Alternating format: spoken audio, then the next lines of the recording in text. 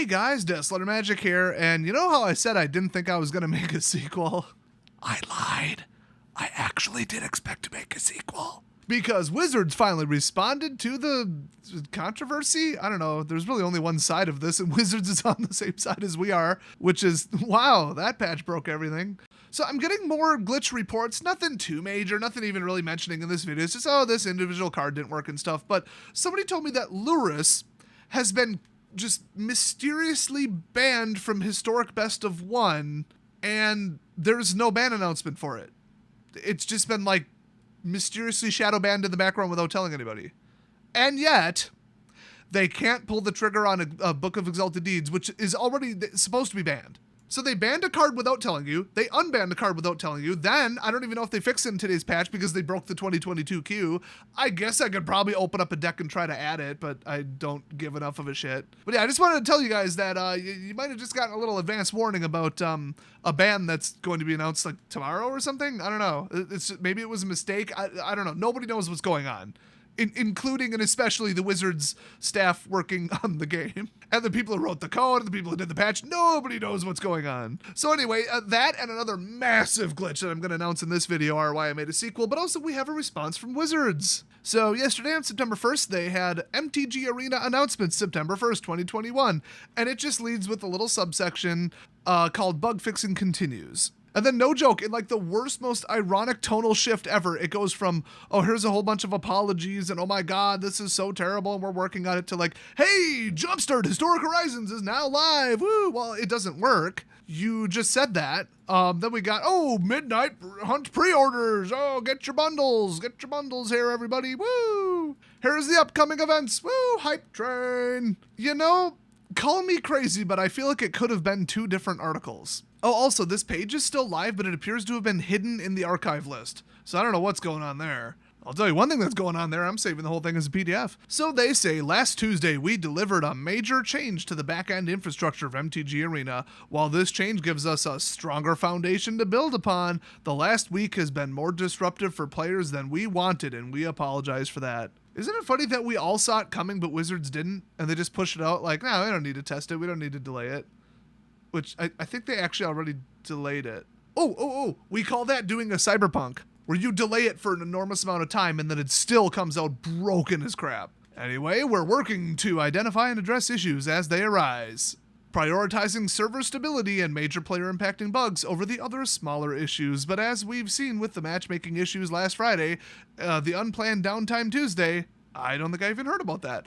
And the short notice for the planned downtime during tomorrow's release, we're still not where we need to be. You would have been if you would have started work on this earlier, had more talented programmers, had better code auditing, had better testing, and didn't rush everything. In other words, my entire first year of college when it comes to project planning. Remember, I went for software design and programming, with heavy tie-ins to project management and database design, so let me just say, as my professional opinion, they are completely and utterly doing this wrong. Though if you want a further excuse, the MTG Arena official account, I guess, tweeted this out without really thinking. We've been hard at work addressing stability issues and fixing bugs, but we've also got some new content coming very soon, which was kind of like, so we're not going to fix them because we got to get this Midnight Hunt crap, working, and we only have so many programmers. So we're going to work on getting those cards finalized because they're supposed to be released in like 3 weeks. So don't expect us to actually fix that if I were to read between the lines. I might be jumping to conclusions there, but it makes sense to me. So they go on to say tomorrow's update will help prevent unexpected stability problems. Okay, here's what, now see, this was September 1st, so they're talking about today. What the patch today did was completely and utterly break the 2022 queue, both ranked and unranked. Wizards, I swear to God, that is the only thing I play. That is the only thing I have left. For fuck's sake, just fix the fucking 2022 queue. You didn't have to take the whole fucking thing offline. It was working just fine. You just had to reban Exalted. Holy shit, what is wrong with you? You didn't have to take the last remaining thing that I have in this absolute dumpster fire of a game and break it. What the hell were you thinking? So anyway, today's update, if I were to, fix this on the fly, will prevent unexpected stability problems going forward and include fixes for several issues that have been affecting players recently. Like what? The 2022 queue functioning correctly? Was that a problem for players? Oh my gosh. But we're not able to fit every outstanding fix into this release. You literally broke things worse. So yeah, I guess that's one way to put it. In addition, it is possible that new issues will arise with millions, yeah, you still have millions, of player interactions under full system load. Well, that's funny because, a month ago it worked fine. And every single week you have less and less and less active players. So what they're really saying here is our new code, our new backend code, was written so hastily and it's such unbelievably unstable garbage that not only is it worse than anything you saw even during the beta, but now that everybody's gonna be like, finally, rotation, oh my god, and then jump on Midnight Hunt, expect issues going into the release and afterwards. So we're gonna have like probably 2 months of just unstable trash. And if they have one single player left after that, it'll be a miracle. So over the coming days and weeks, we'll continue working diligently to address high-impact issues as quickly as we can and minimize their effect on players' experiences. What you should do is roll it back, and then the new system just runs on the old code, which my guess is they probably designed it for the new code, or they made some changes to the database that would be basically impossible to roll back. So because of some of the uncertainty around our current issues and stability, however, we are actively evaluating our upcoming event and release calendar on a daily basis. So that's interesting. They might cancel like entire $2,000 tournaments and like midweek magic. We don't even know because people might not even be able to participate in it. So yeah, blah, blah, blah, blah, emergent issues in a timely manner, great. Reacting to problems may mean that we need to make more significant changes to upcoming events than normal. Though if that happens, we'll promptly inform players if an event needs to be rescheduled or canceled. There weren't too many cool ones coming up like this month. Most of the cool ones are coming up way in the future. So, whatever. Thank you for all your patience during this time. I literally have no patience whatsoever. Fix it right now. You just patched things this morning that made it worse, and now I can't even play the one thing that I play. I have zero patience at this time. This shit better be fixed by tomorrow. So while everybody is on a 3-day holiday weekend in America, and probably not, going out to huge crowds, it might be sitting home or chilling with friends, the Friends Direct Challenge system basically doesn't work. The new Brawl thing, which is just Commander, doesn't work. And now the only thing that people actually play, the 2022 queue, also doesn't work. While people are sitting home with nothing to do, while everybody's hyped up for the new set and might get back into Arena to get some wildcards to prepare for it. Amazing. This train wreck is like a work of art. You could take this entire sequence of events and just put it on a bulletless timeline and then hang it up in a museum. And then the very next line is, Jumpstart Historic Horizon is now live! ! It's here! Jumpstart Historic Horizon is open and available until October 14th. Go open Arena and play it if you can even get the game to launch. Woo! And then it's just like 10 more paragraphs of Hypebeast and then an event schedule that is, to say the least, subject to change. Hey, at least this season is like 5 weeks long instead of 4 or whatever.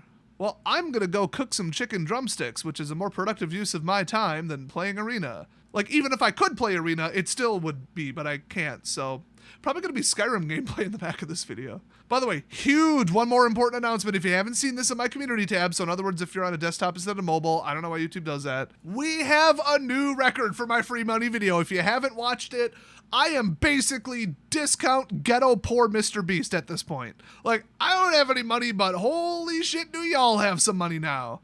The record now stands at $35,000 that somebody didn't know they had coming to them. Let me read the announcement from Carlos. Hey, I used the link for my area and struck out with both me and my roommates' names, but his mom was on the list though. Just got her email back from them and is owed almost $35,000 by her old mortgage firm. She is now in the process of jumping through hoops to get it, but geez, that's a crazy find. She offered me a finder's fee, so I'm pretty stoked. Guys, even if you're not in the official government database of money that's owed to you that you don't know about, chances are one of your friends or family members are, because most people know the name of and are familiar with over 100 people, I would think. That even seems low. So, I mean, if you don't want to sit there and put their names in one at a time, just go on social media, you go on Instagram, go on, even people you don't know, just the world needs to know about this. People need to get money that they're owed. People are like, oh, this is a socialist who wants free money for people. No, I'm such a hardcore capitalist. I want the books to be balanced perfectly. I want nobody to get a free ride and no companies to get any free money. Nobody should pay a penny more to a company than exactly what they owe. And if there's a mistake made, we need to roll it back because capitalism lives on a basis of flawless accounting and perfectly balanced books. But yeah, seriously, Christmas is coming and people are like, This person just told me about a mountain of money that I have. If they don't even drag your ass to the Chinese buffet, never speak to them again, let alone the fact that Christmas is coming up. I'm just saying. Labor Day's coming, you could just show up and be like, it's a cookout and you're paying for the ribs, right?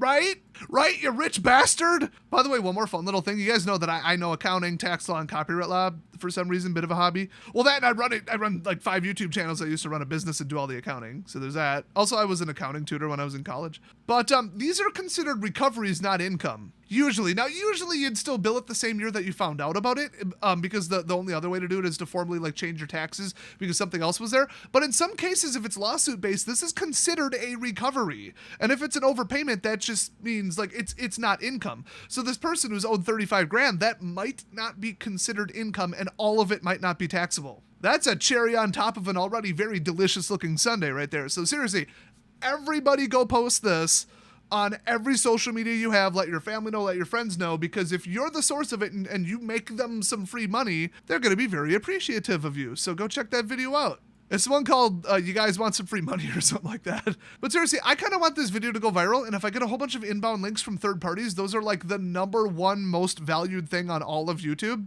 More so than likes, subscription triggers, watch percentages, everything. If you get inbound links from outside the site that bring people into YouTube, they will show that video to everyone. And I want 100,000 views on this video because I need money too. August has not been a good month. But hey, thanks to everybody for just watching my channel and supporting it. So I will see you guys next time.